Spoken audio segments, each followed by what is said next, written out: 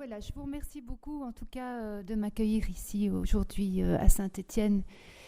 Je remercie Romain particulièrement et toute l'équipe qui travaille sur ce projet. Donc je vais vous parler aujourd'hui des arts textiles, puisqu'il y a plusieurs formes d'art textile et plus particulièrement des arts textiles dans la création contemporaine. Et donc pour ça, j'ai choisi un fil conducteur qui est un fil historique. Étant historienne de l'art, m'intéressant beaucoup à la création textile.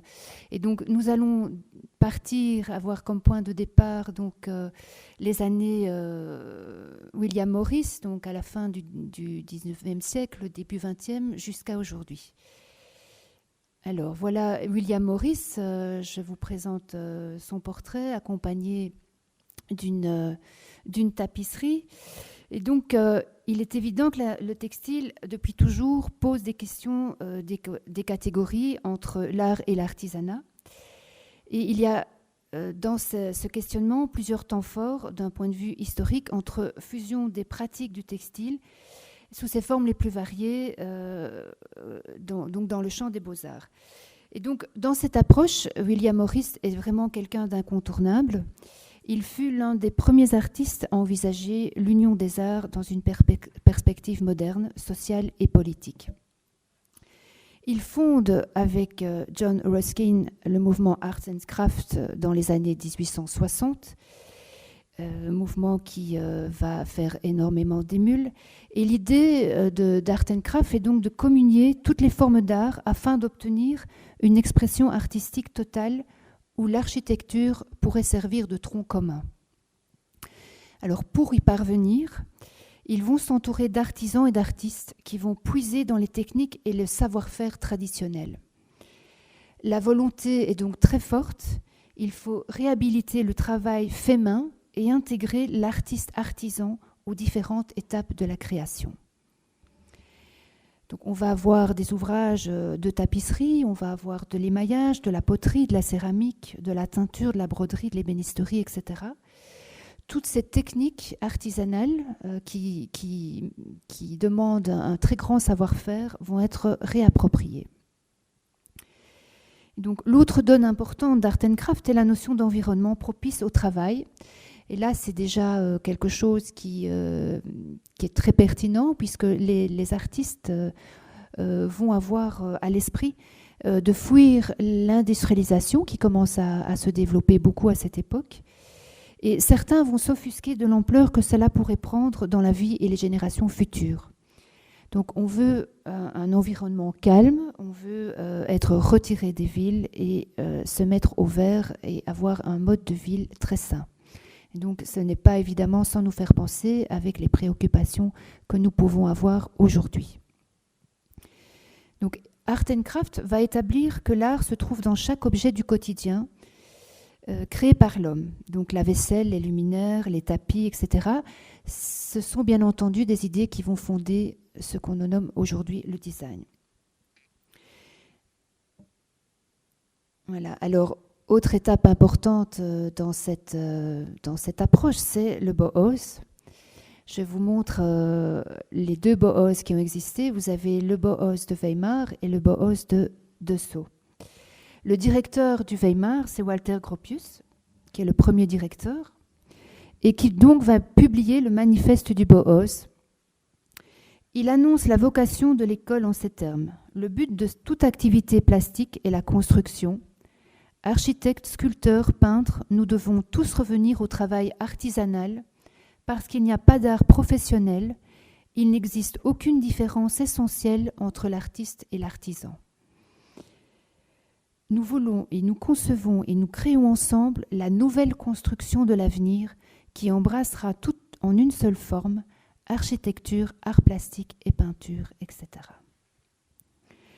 Afin de favoriser le rapprochement entre les arts et l'artisanat, chaque atelier est placé sous la responsabilité d'un maître artisan et d'un artiste, maître de forme.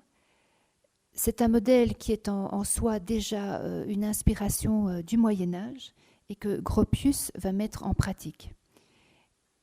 ce qui est important aussi à savoir, c'est que pour rentrer au Bauhaus, il n'y a pas de limite d'âge et il n'y a pas d'obligation d'avoir un diplôme en art. Donc c'est ouvert à tout un chacun. Donc le Bauhaus est inauguré en 1919. En 1924, le gouvernement d'extrême droite va supprimer les subventions et le Bauhaus va déménager à Dessau en 1925 pour finalement être fermé en 1933 par le régime nazi. À ce moment-là, de nombreux artistes qui travaillaient au Bauhaus vont se sentir en difficulté et en danger et donc vont s'exiler pour la plupart aux États-Unis, ce qui va avoir bien entendu une très grande influence également sur les arts qui vont se développer de l'autre côté de l'Atlantique. Alors, nous avons une artiste comme Annie Albers qui va travailler quelques années au Bauhaus, qui va être l'élève de Gunther Stolz et qui va devenir outre-Atlantique puisqu'elle va quitter l'Europe pour les États-Unis aussi dans les années 1930 et enseigner dans une école qui est très connue, qui s'appelle le Black Mountain College, et donc qui va divulguer aux États-Unis toutes les idées très modernes du textile. Annie Albers, qui est l'épouse du peintre Joseph Albers, qui d'ailleurs bénéficie aujourd'hui d'une grande rétrospective à la Tate Gallery de Londres. Voilà, je vous montre également une chaise dont le revêtement a été tissé par Gunther Stolzel. Vous m'excuserez pour la prononciation. Et donc une chaise de Marcel Brauer, donc également époque du Bauhaus. Voilà encore d'autres pièces de tissage. Je vous montre ces exemples parce que je trouve qu'elles sont déjà très symptomatiques et révèlent un esprit absolument moderne dans une époque qui est encore, qui est très puissante et qui en même temps est le point de départ de quelque chose.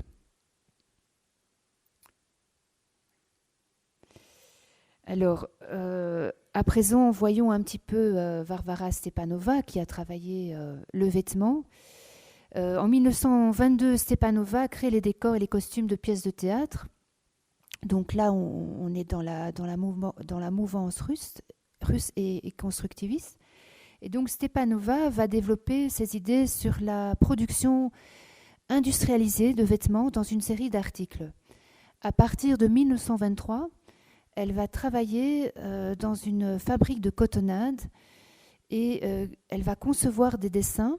Elle va en faire 150, des dessins de tissus dont une vingtaine seront réalisés. Elle va collaborer avec Popova et les deux artistes vont créer le vêtement de production qui est en fait une tenue de travail commune à tous les métiers, qui est une sorte de vêtement constructiviste et donc qui permet un usage multiple. Donc les dessins des tissus de Stepanova sont tous composés de formes géométriques dont les contours sont tracés à la règle et au compas. Donc les formes géométriques sont au nombre de 3, la circonférence, le triangle et le rectangle. Vêtements suprématistes, inspirés de la vareuse de l'ouvrier russe, vêtements uniques, comme je l'ai dit, qui sert à tous les emplois. En 1925, ces productions seront présentées au pavillon soviétique dans l'exposition des arts décoratifs à Paris, où Sonia Delaunay va également présenter sa propre production, où elle va présenter des tissus qu'elle appelle simultanés. Simultanés, pourquoi ? Parce qu'elle s'en réfère aux théories de Chevreuil sur le contraste simultané des couleurs. Donc, théories qui vont être apprivoisées par les peintres néo-impressionnistes et qui donc se définit de la façon suivante. En fait, deux couleurs perçues simultanément forment une nouvelle couleur. Donc, c'est une théorie, donc ici je simplifie évidemment tout ça, le temps m'étant compté, mais donc quand on distingue une couleur sur une toile ou sur un textile, enfin peu importe en fait le support, les couleurs étant juxtaposées vont induire une perception différente. Alors voilà, vous avez donc ici le manteau de Gloria Swanson qui a été créé en 1925, qui est en fait de la broderie de laine, et une autre veste d'intérieur créée en 1928 par Sonia Delaunay. Alors, je fais un bond dans le temps, mais je me déplace jusqu'en 1945 pour vous parler d'Elsie Gioke, qui est une artiste qui est née en 1900 et qui est décédée en 1989, et donc qui est une artiste d'origine suisse, qui a été également élève au Bauhaus et qui a été méconnue pendant de très nombreuses années jusqu'à être révélée donc, à la fin, à l'après-guerre, en fait, en 1945-50. Dans sa jeunesse, elle a beaucoup travaillé avec le cabaret Voltaire et les manifestations Dada, qui est un mouvement, un mouvement anarchiste révolutionnaire. Donc on est à la sortie de la Première Guerre mondiale, avec tout le contexte contexte difficile créé par l'après-guerre. Et donc beaucoup de jeunes artistes vont s'ancrer dans des choses très brutales et très audacieuses. Et donc Elsie Gioke va travailler de manière très très très moderne, je trouve. Donc elle garde un esprit qui a beaucoup de rigueur et un sens de l'harmonie classique. C'est une artiste pionnière sur plusieurs aspects, mais qui sera découverte, je l'ai dit, sur les tard. Elle a 70 ans quand elle commence à montrer son travail. Et donc ici, je vous montre des tissages ou tapisseries virtuelles qui sont en fait des éléments spatiaux qui remettent déjà en fait en question toute la notion de la tapisserie, et cela bien avant les biennales de Lausanne dont je veux vous parler aussi. Les biennales de Lausanne qui vont prendre forme dans les années 60 et qui vont remettre en question complètement la notion d'art textile. Et donc ici, on voit très bien que cette artiste aborde déjà la question de l'espace et du mur. Donc pour elle, le textile signifie intégration à l'architecture, problème qu'elle cherche à résoudre grâce au tissage et donc tissage qui va lui permettre d'interpeller la notion de spatialité et d'interpeller également la notion de plan. Elle compose des œuvres qui alternent des fils simplement tendus et des parties tissées. Elle parle de son travail en ces termes. Mon travail est un hommage à la transparence et à la mobilité, une utilisation passionnante de l'espace physique et spirituel, un hymne à la couleur et à la joie.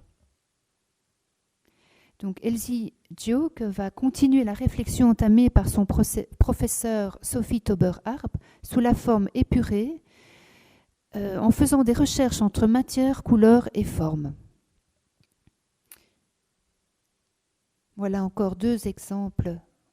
On voit que c'est quand même un travail qui me semble tout à fait avant-gardiste et moderne. Donc c'est une artiste qui a 20 ans sur les biennales qui vont propulser l'art textile au premier plan. Donc elle est un maillon, si je puis dire, entre les recherches du Bauhaus et celles des années 60. Alors, on est à présent donc à un tournant important d'un point de vue de l'histoire de l'art. La guerre 40-45 a mis en veille toute une série d'activités. Les artistes sont partis aux États-Unis pour la plupart, ils sont exilés, et les Américains vont s'inspirer et se nourrir de tout ce savoir-faire français et européen pour développer une forme d'art qui leur sera propre et donc redéfinir une nouvelle esthétique. Après la guerre 40-45, les Américains sont en première ligne sur tous les fronts et sur, je dirais, sur toutes les disciplines, que ce soit au niveau des arts plastiques, que ce soit au niveau du cinéma, que ce soit au niveau de l'histoire de l'art, etc. En fait, les Américains vont vraiment prendre beaucoup vont aller de l'avant, prendre beaucoup de puissance, et donc régner en maître sur toute une série de choses, en sachant bien entendu qu'on a toujours une influence relativement transversale néanmoins. Et je vais faire ici un petit retour par la Belgique, hein, puisque je suis belge, en vous parlant de Force Murale, qui est un collectif d'artistes qui veut donner aux pratiques artistiques une dimension collective et sociale. Alors je parle de ce mouvement Force Murale non pas parce qu'il est belge, mais surtout parce qu'il va réhabiliter la pratique de la tapisserie en Belgique, mais aussi au-delà des frontières. Alors, les revendications de Force Murale sont sociales, je l'ai dit. Nous sommes dans les années 45-50. L'esprit communiste est bien présent un peu partout en Europe. Et nous avons affaire à des artistes qui sont très jeunes. Ils s'appellent Louis Deltour, Roger Sommeville et Edmond Dubrinfo. Donc, ce sont les 3 artistes porteurs du projet. Et ce qu'ils veulent, c'est remettre à l'honneur les pratiques artistiques à portée collective. Et pour ça, ils vont donc réhabiliter la tapisserie, le vitrail, la peinture monumentale et la céramique. Donc, ils vont avoir beaucoup d'impact sur ce regain d'intérêt pour ces pratiques qui étaient tombées dans l'oubli. Alors, en ayant tout de même un style qui va rester conventionnel, donc on reste dans une conception relativement traditionnelle de la tapisserie, avec un carton. Donc le carton de tapisserie, c'est le projet de tapisserie, qui est réalisé par l'artiste, qui est tissé donc sur un métier, mais par un lissier. Donc en général, ce n'est pas l'artiste qui tisse. Et donc les 2 rôles restent encore très définis. L'un conçoit donc à l'idée et l'autre réalise. Avec Force Murale, donc si les thèmes abordés sont de leur époque, les techniques n'ont pas évolué et elles restent conformes à ce qui existe déjà. Voilà quelques exemples. Donc on voit qu'on reste ici dans un cadre relativement conventionnel. On tisse sur métier avec des thèmes qui sont à portée sociale, qui mettent en valeur les métiers. Et donc ici, on a un retour des champs, par exemple. Voilà, la qualité de l'image n'est malheureusement pas très bonne. Voilà, donc ça, c'est Force Murale qui aura un impact important chez nous, donc en Belgique, en France, mais également un peu partout en Europe, et également à Lausanne, en Suisse. Alors, revenons en France. Donc, le climat est toujours un climat d'après-guerre. C'est un climat morose. La guerre a bien entendu fait des ravages. Le pays n'a pas beaucoup de moyens et les matières sont très onéreuses. Les artistes ont migré en Amérique pour fuir la guerre et ceux qui sont restés eh bien, vivent d'une manière assez petite. Et donc, fin des années 50, la présence américaine est tellement forte que pour repositionner Paris comme capitale des arts, André Malraux, qui est à l'époque ministre de la Culture, décide de créer la Biennale des Jeunes, qui est toujours bien présente, hein, mais qui est rebaptisée aujourd'hui Biennale de Paris, et donc qui a lieu au Palais de Tokyo. À l'époque, c'est la 3e biennale créée au monde. Les grands noms de cette époque sont par exemple Restani, Tinguely, Niki de Saint-Phal, Buffet, le couple de Launay, Manessier, Vasarely et Pevsner. Voilà une illustration. À gauche, vous avez un travail réalisé par Pevsner et son frère Naïm Gabo. Et à droite, vous avez la maquette pour un monument symbolisant l'esprit de 1952. Si j'ai choisi de vous montrer ces images, c'est surtout pour la maquette, parce que je trouve qu'elle nous parle déjà de quelque chose qui s'amorce et qui nous permet d'aborder ce que j'appelle l'esprit du textile. C'est-à-dire qu'on va avoir de plus en plus une pratique du textile qui va travailler sur deux fronts. Donc on garde la matière en tant que telle, on la garde et on la maintient d'une manière très forte, mais on va également s'en affranchir. Et puis, d'une autre façon, on va avoir une sorte de matière que j'appelle dématérialisée, c'est-à-dire qu'on va se passer du textile, donc on n'a plus affaire à du textile à proprement parler, mais on a affaire à un esprit textile, ça veut dire à des vides et des pleins, et des grandes lignes de force. Et donc là, on commence à s'apparenter également à un travail de spatialité qui a des points communs avec un travail d'architecture. Voilà encore Le Monde de 1947 de Pevsner, qui est extraordinaire. Et donc, je fais un lien avec un travail d'une artiste d'origine polonaise, mais qui a travaillé beaucoup comme enseignante dans une école d'art en Belgique, qui est une école qui s'appelle la Cambre et qui est Tapza. Tapza a atteint ici le but qu'elle s'était fixé, à savoir arriver à la métamorphose de l'espace au moyen d'un élément souple et flexible. Tapza, qui était professeur d'art textile et d'art souple à l'école d'art de la Cambre. Et donc on voit ici qu'on n'a plus affaire à du textile à proprement parler, mais on reste dans quelque chose qui est tout à fait référentiel au textile. On pourrait presque penser à une armure de tissage, mais on n'est plus dans la matière textile.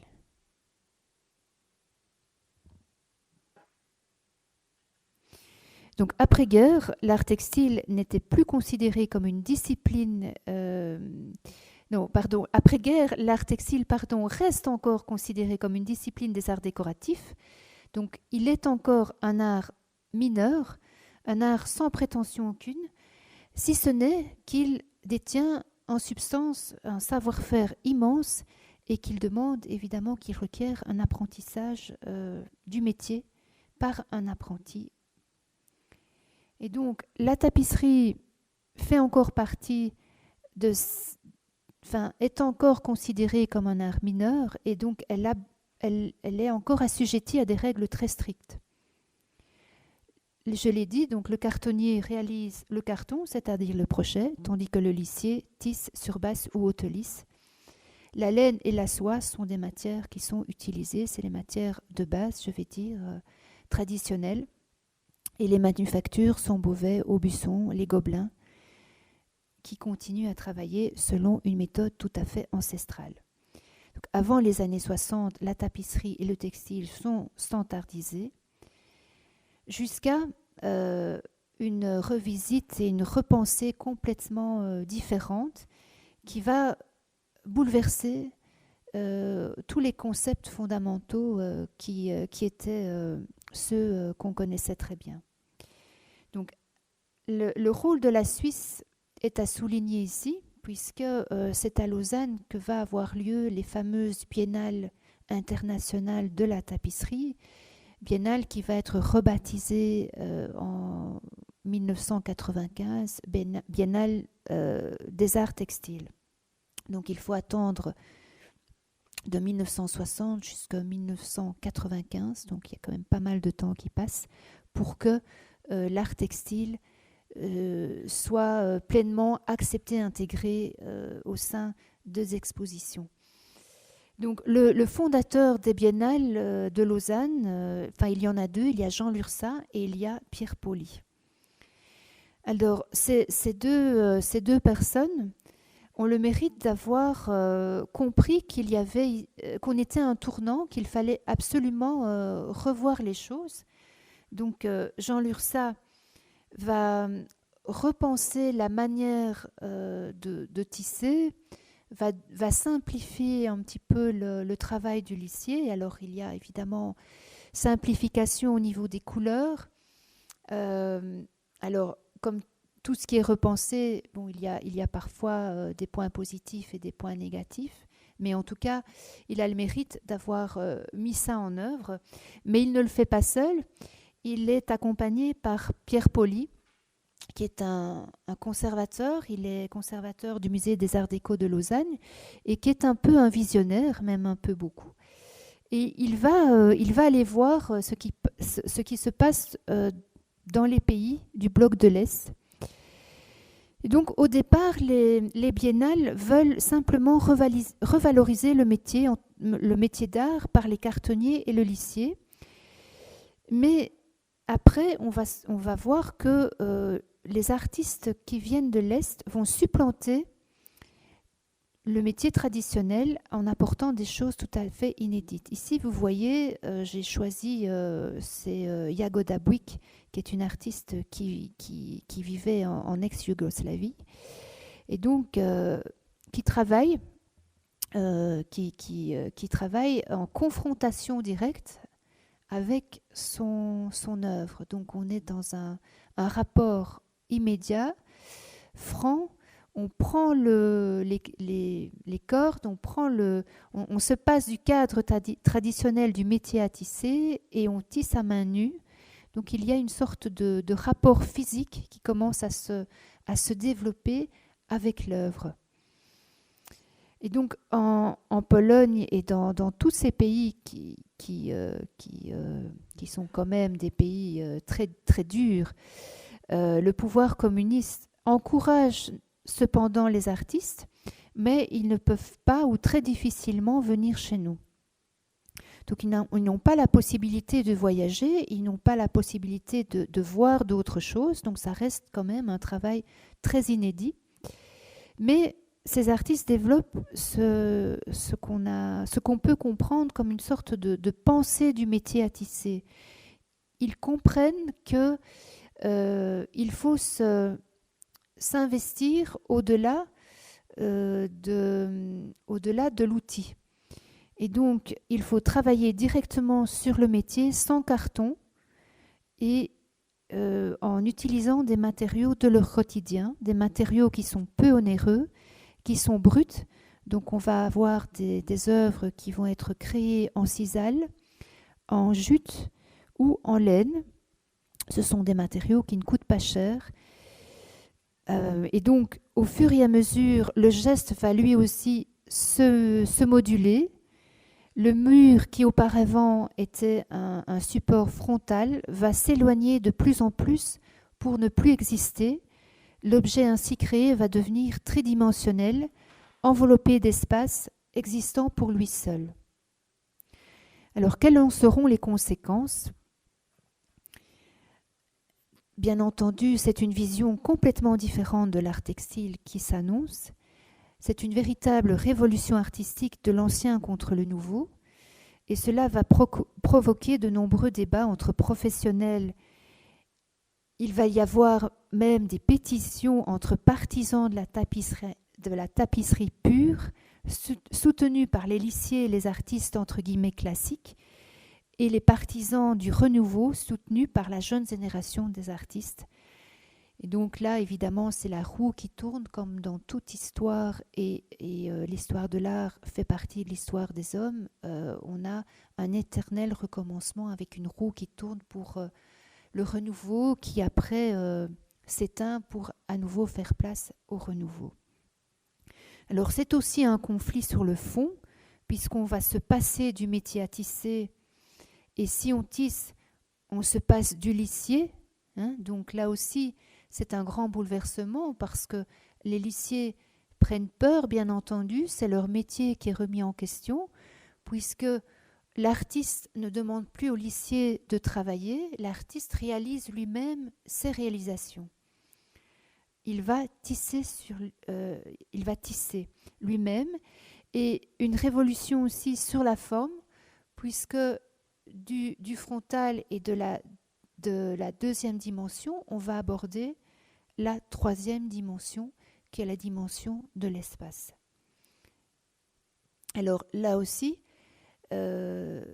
grand séisme, c'est que les artistes réinventent des manières inédites de travailler Et pour ça, ils vont aller puiser dans les traditions textiles des civilisations anciennes ou premières, donc les civilisations amérindiennes, civilisations des Indiens, Indiens des plaines, etc., et civilisations, enfin traditions ancestrales des pays de l'Est, qui vont jouer un rôle de premier plan dans ce processus d'émancipation de la forme.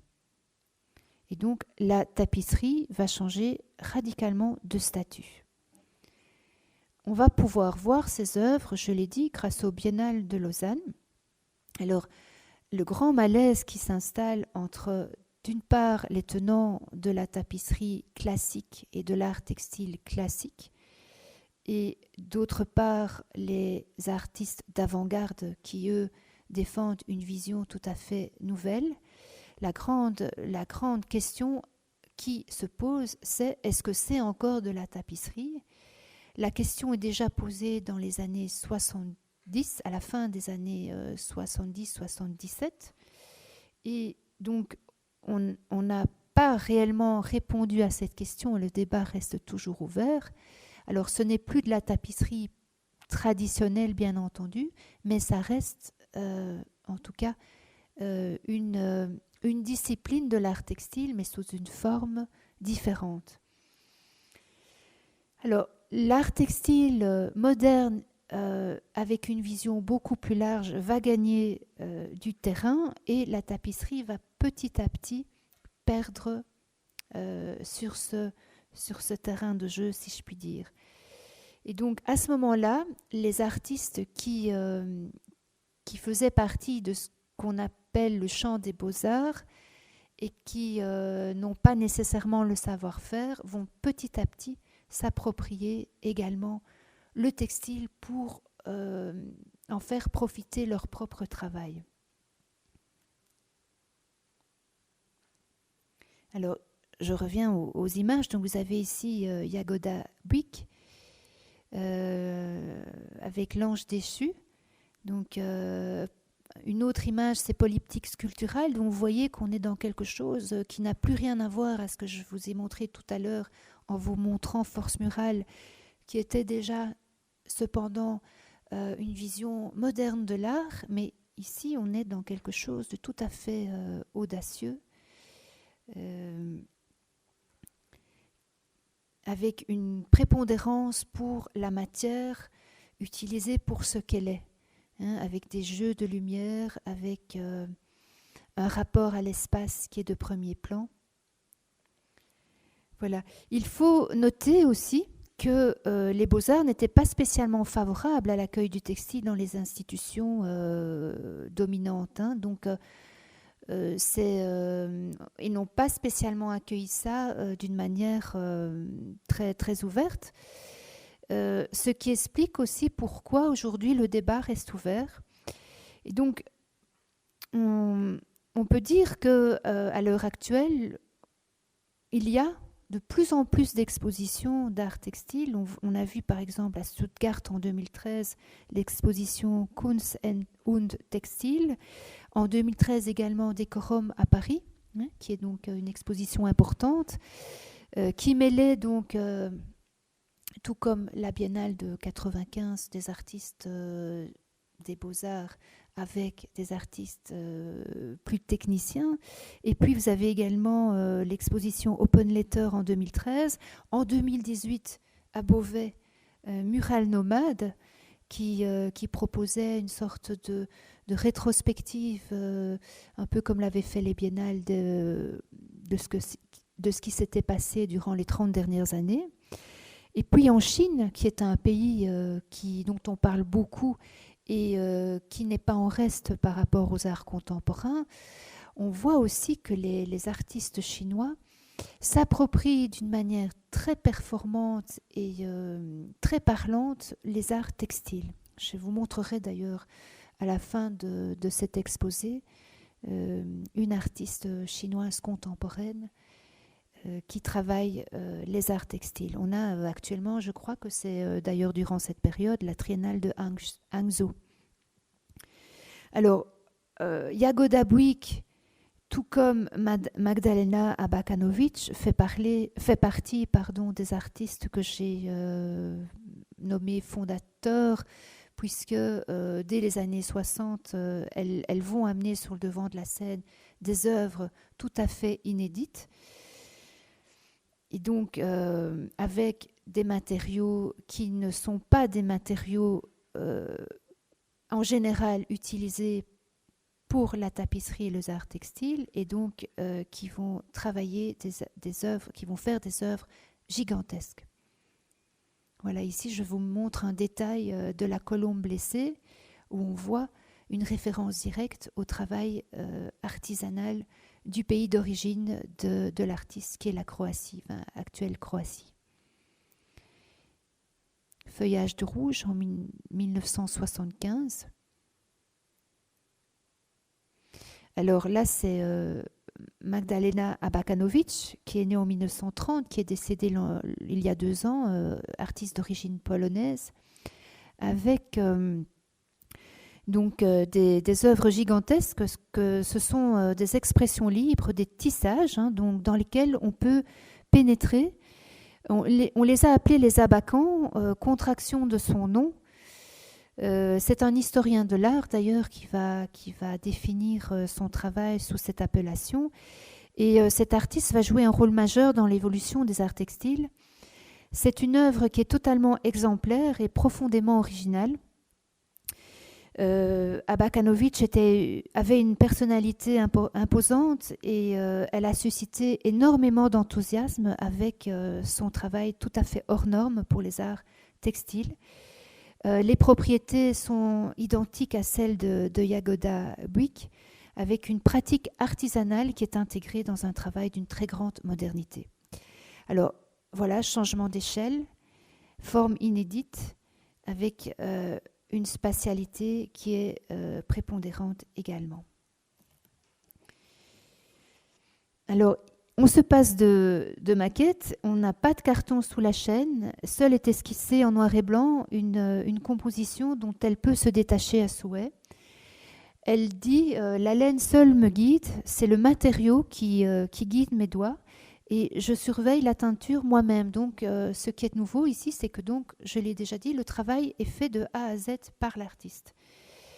Elle va également utiliser de la soie artificielle, du crin, de la ficelle, de l'osier, de la fourrure, du nylon, des chaînettes métalliques, donc toute une série de matériaux qui n'étaient pas utilisés auparavant et qui vont créer des oppositions de couleurs et des oppositions de contrastes et de formes, et des contrastes plutôt entre les matières. Encore un abakan rouge.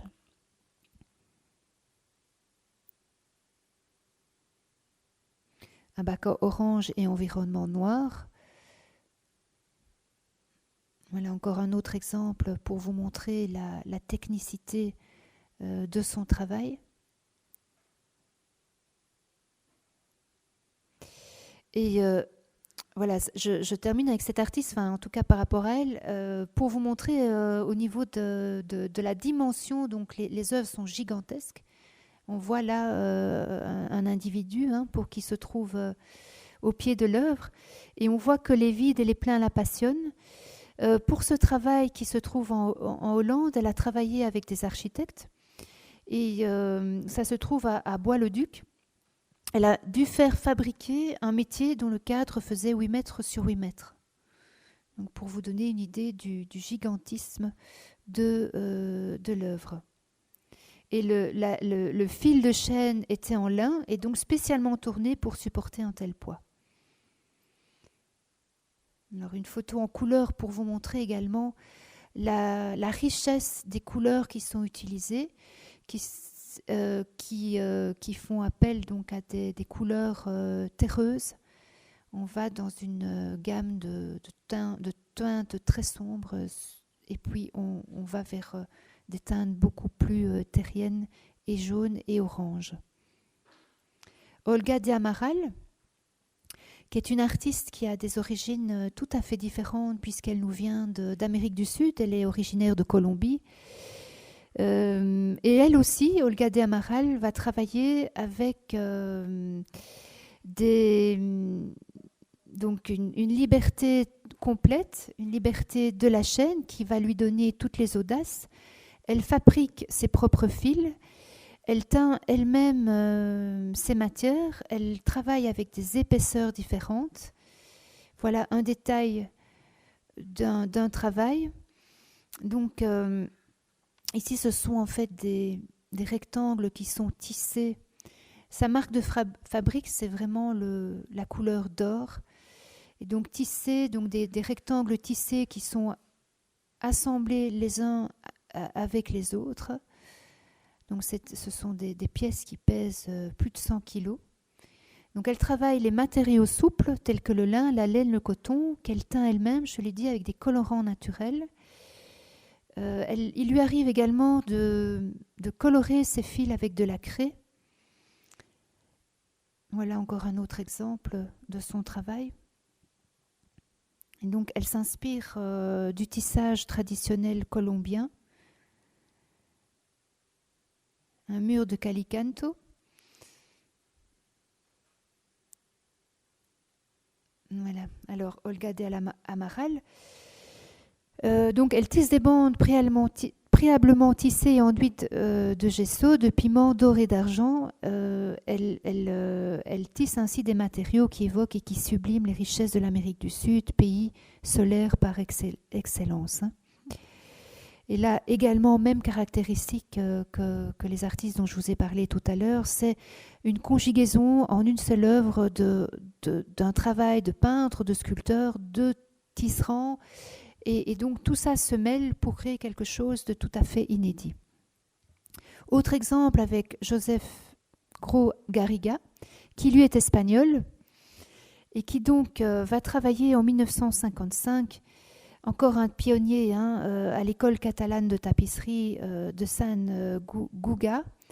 Nous sommes dans le Pays Basque et lui a la chance d'ouvrir un atelier expérimental. Et donc il va donner beaucoup aussi, il va apporter beaucoup de choses à l'art textile. Il est grand ami de Jean Lurçat et il va ouvrir la galerie La Demeure, qui est une galerie qui va présenter des artistes. C'est assez inédit pour l'époque, des artistes qui font de la tapisserie et des arts textiles, et notamment de nombreux artistes issus de la nouvelle tapisserie.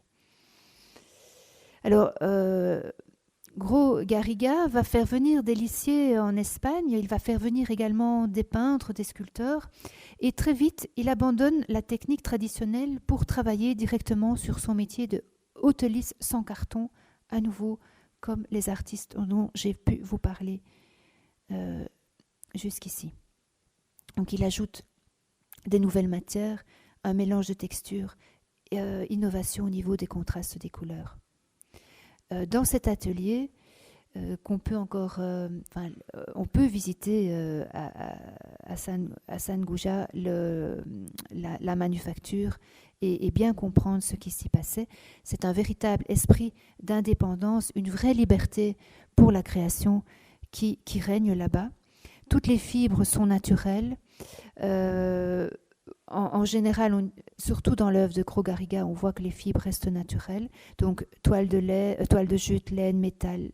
Donc là, on n'est plus dans le naturel, mais enfin voilà, on utilise des matériaux qui ne sont pas du tout traditionnels. Chez la X, là, on est avec une autre artiste qui nous vient des États-Unis, qui a énormément marqué aussi l'histoire de l'art textile, qui est née en 1934, qui a été élève d'Annie Albers, dont je vous ai parlé tout à l'heure, et qui a fait beaucoup aussi pour la création du textile. Et donc là, on a un assemblage qui s'appelle Trapèze de Cristobal, qui a été réalisé en 1971. Et chez la X, c'est inspiré donc du tissage précolombien, des fils qui sont tournés. Donc elle utilise la technique de la torsade de fils autour de tiges et la technique également du jumelage. Donc, ils sont toutes des techniques archaïques, techniques d'enroulement de fils et techniques donc de jumeler les fils entre eux. Voilà. Également, usage de plumes, hein, qui fait aussi partie de cet héritage amérindien. Voilà. Ici, on a un travail bidimensionnel avec de la laine qui a été travaillée et ensuite qui recouvre en fait un panneau et une circonférence. Alors Pierre Daquin, qui est français, vous avez sans doute entendu parler, qui est un artiste qui lui a pas mal voyagé plutôt du côté de la Méditerranée, donc influence des paysages désertiques de l'Afrique du Nord, qui est né en 1936, qui est un lycée au départ, qui a été formé dans la tradition la plus classique, qui a travaillé au Gobelin, et puis qui va très vite prendre son parti de se détacher complètement de cette tradition pour réaliser des œuvres différentes. Voilà, ici vous avez un travail de 1968. Pierre Daquin qui a beaucoup travaillé dans les tons de blanc.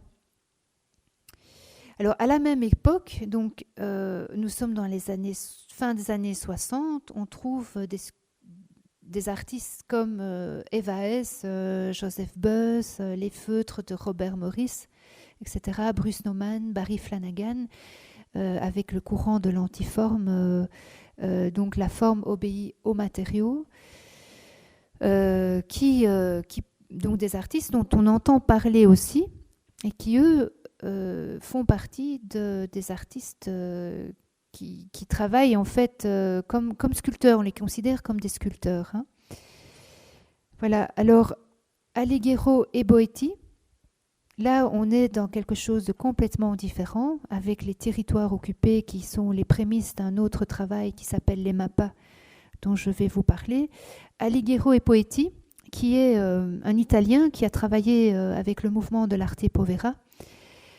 Là aussi, on est dans une attitude socialement engagée, avec une ouverture critique face à la société de consommation. Nous sommes à la fin des années 60 et il décide, lui, de séparer son nom, hein, puisque c'est Alighiero Boetti, son nom, il n'y a pas le « et » à l'époque encore. Et donc, il fait une contraction et pour aborder la question du double et de la dualité en général, qui va le conduire à remettre en cause les principes même de l'identité et donc de l'individu, et donc le questionnement autour de l'artiste. Et donc, il va avoir cette signature tout à fait identifiable avec un travail très engagé, et il met en place une sous-traitance artistique qu'il va démarrer lors d'un voyage en Afghanistan en 1971, au cours duquel il découvre les traditions des tisserands de ce pays.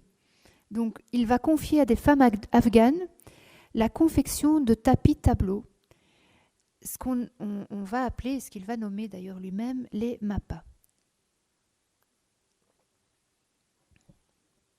Alors, cette démarche traduit un engagement politique et une conception de l'œuvre différente, puisqu'on revient à quelque chose qu'on avait oublié, puisqu'ici c'est l'artiste qui confie aux artisans la réalisation de son propre travail. Alors il dit, en parlant des mappas, pour moi le travail de la mappa brodée est l'idéal de la beauté. Pour ce travail, je n'ai rien fait, je n'ai rien choisi, en ce sens que le monde est fait comme il est, et non pas comme je l'ai conçu. Lorsque l'idée de base, le concept émerge, tout le reste ne nécessite pas de choix. Donc les mappas, donc fin de citation, les mappas seront poursuivis jusqu'à la mort de l'artiste. Et donc leur aspect esthétique était déterminé autant par les évolutions géopolitiques que par les changements de frontières ou d'emblèmes nationaux, chaque pays étant représenté par son drapeau brodé. Et donc, les brodeuses en Afghanistan devaient conserver les formes initiales, mais avaient carte blanche, je dirais, par rapport au fond et au contour, ce qui explique que les fonds ont des couleurs différentes. On peut avoir des fonds qui sont bleus, on peut avoir des fonds qui sont roses, on a des fonds qui sont blancs, etc. Et les bordures sont totalement libres, ce qui donne évidemment une touche inédite au travail. Et donc, je reviens au territoire occupé parce qu'en fait, là, on a une sorte de... Enfin, on a un cercle qui rappelle le cercle de la broderie. Et là, c'était la femme de Boétie qui avait brodé la carte des territoires occupés. Donc, point de départ pour aboutir au MAPA.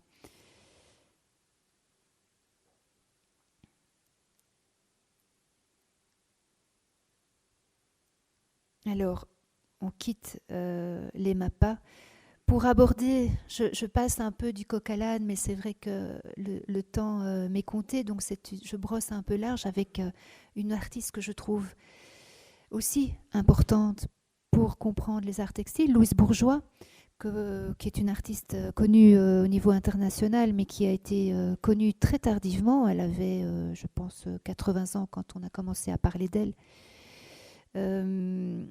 D'une manière internationale en tout cas, qui est une figure majeure de l'art contemporain et qui est restée dans une relative confidentialité et qui pourtant, dans le chef de Louise Bourgeois, l'art textile a toujours occupé une place très importante. Il faut savoir qu'elle était fille de lissier. En fait, ses parents faisaient de la restauration textile. Donc, depuis sa naissance, elle baignait dans une atmosphère de tapisserie et de restauration. Donc, elle en voyait beaucoup. Elle avait ce contact privilégié avec la matière et avec les métiers à tisser. Donc, son travail, même son travail pur de sculpture, reste imprégné par un esprit textile. Alors, elle est... Oui ? Oui, j'ai dépassé le temps, pardon. Je vais conclure. Vous avez bien fait de me le rappeler. J'ai tendance à toujours un peu dépasser. Je m'en excuse d'ailleurs. Voilà. Donc Louise Bourgeois, avec un travail de tapisserie directement ici, vous avez une tête recouverte de morceaux de tapisserie qu'elle a assemblés. Vous avez également un travail avec des coussins assemblés pour former une colonne. Voilà encore d'autres exemples avec des têtes recouvertes de tissus, soit de la tapisserie, soit du tissage. Alors je vais passer parce qu'effectivement, je ne voudrais pas trop empiéter sur l'exposé de Yoldevaux, mais néanmoins terminer avec Louise Bourgeois qui, à la fin de sa vie, elle a plus de 90 ans à cette époque, décide de réaliser un travail de livre en tissu, que vous voyez, la Ode à l'oubli, qui est en fait un travail qu'elle a créé avec des morceaux de robes qu'elle avait gardés, donc depuis les années 20 jusqu'à 2007. Et elle a conçu tout un travail très graphique qui est un peu une sorte de biographie artistique de son travail, de sa vie, avec des échantillons, etc., qu'elle a brodés, assemblés. Je trouve que c'est un très beau boulot également. Alors, Annette Messager, avec Les Messagers, au début de sa carrière, les moineaux qu'elle a revêtus de lainage. Et puis, voilà, je vais arrêter. Lin Tian Miao, l'artiste chinoise dont je souhaitais vous parler, et Chiata, qui est une artiste japonaise. Voilà. Bon, je m'arrête donc. Je vais céder la parole à Yoldevaux. Je vous remercie en tout cas pour votre attention. Et encore une fois, toutes mes excuses d'avoir dépassé mon temps. Grand merci en tout cas.